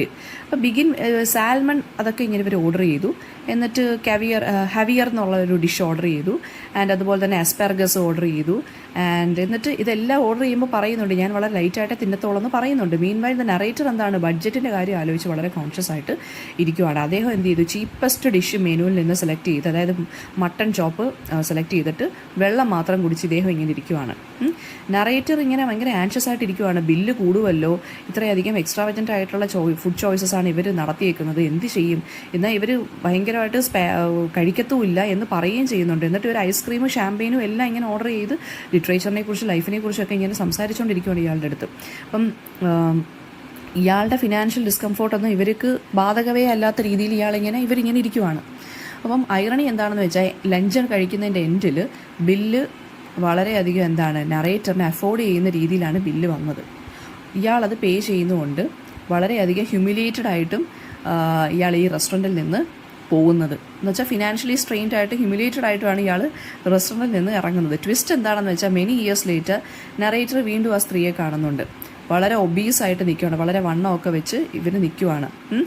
അപ്പം നറേറ്റർ ശരിക്കും പറഞ്ഞാൽ ഈ സ്റ്റോറി ക്ലോസ് ചെയ്യുന്ന വെച്ച് കഴിഞ്ഞാൽ ഇയാളുടെ റിവഞ്ച് ഇയാൾക്ക് കിട്ടി. കാരണം അവർ ഭയങ്കര ഒബീസായിട്ട് നിന്ന് അവർ ആ പഴയ ആ ഒരു ബോഡിയെ അല്ല, അവർക്ക് ഭയങ്കരധികം ട്രാൻസ്ഫോം ഒക്കെ ചെയ്ത് വേറൊരു അവസ്ഥയിലോട്ടായി ഇവരുടെ ദേഹം. അപ്പോൾ ഇവരിങ്ങനെ ആ ഹ്യൂമറും ജസ്റ്റിസും അയാൾക്ക് അപ്പോഴാണ് കിട്ടിയത്. ഹ്യൂമർ എന്ന് വെച്ചാൽ, കുറേ വർഷത്തിന് ശേഷം ഇയാളെ കണ്ടപ്പോൾ അവരത്ര ലൈറ്റായിട്ട് കഴിക്കത്തോളൂ എന്ന് പറഞ്ഞിട്ട് ഇപ്പോൾ എന്തായാലും നല്ല വണ്ണം വെച്ചു. എന്ന് വെച്ചാൽ നല്ല രീതിയിൽ ഫുഡ് കഴിക്കുന്നവരായിരുന്നു ഇവർ. നറേറ്റർ ഈ ഒരു സ്റ്റോറി ക്ലോസ് ചെയ്യുന്നതെന്ന് എങ്ങനെയാണെന്ന് വെച്ചാൽ, ആ ഒരു സാറ്റിസ്ഫാക്ഷൻ ഇയാൾക്ക് കിട്ടി, ഇയാൾക്കൊരു റിവെഞ്ച് കിട്ടിയതുപോലെ മോസ്റ്റ് അൺഎക്സ്പെക്റ്റഡ് വേയിൽ.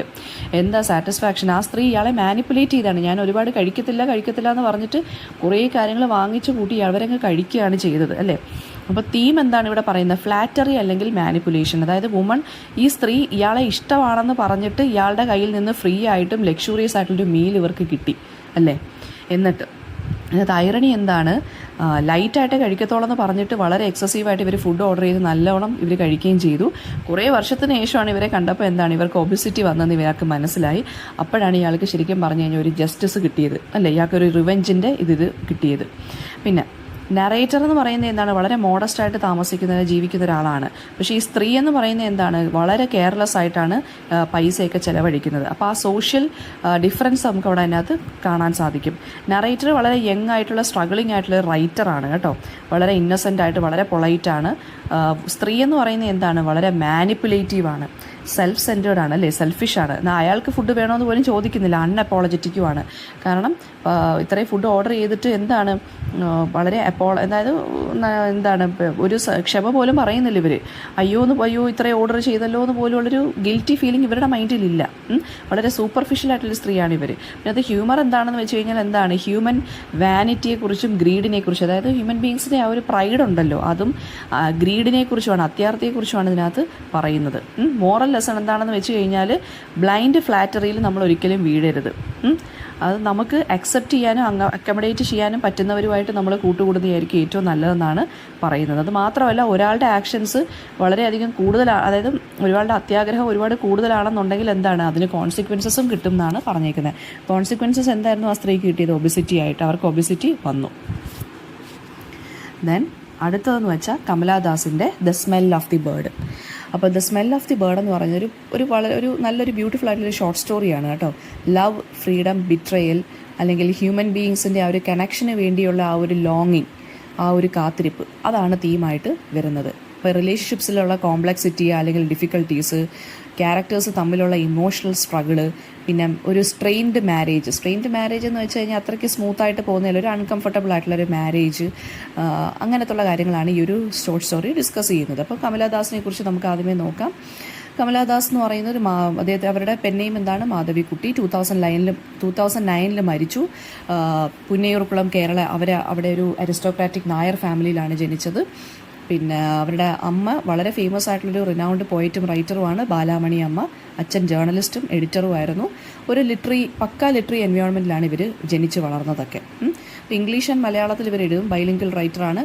ഇവരുടെ റൈറ്റിംഗ് സ്റ്റൈൽ എന്ന് പറയുന്നത് കൺഫെഷണൽ സ്റ്റൈലാണ്. കൺഫെഷണൽ സ്റ്റൈൽ എന്ന് വെച്ചാൽ ഇവരുടെ ലൈഫിൽ അല്ലെങ്കിൽ ഇവരുടെ പേഴ്സണൽ ആയിട്ടുള്ള ലൈഫിൽ എന്തൊക്കെ ഹാപ്പൻ ചെയ്തോ അതൊക്കെ ഓപ്പണായിട്ട് ഡിസ്കസ് ചെയ്യുന്നൊരു റൈറ്ററാണ് ഇവർ.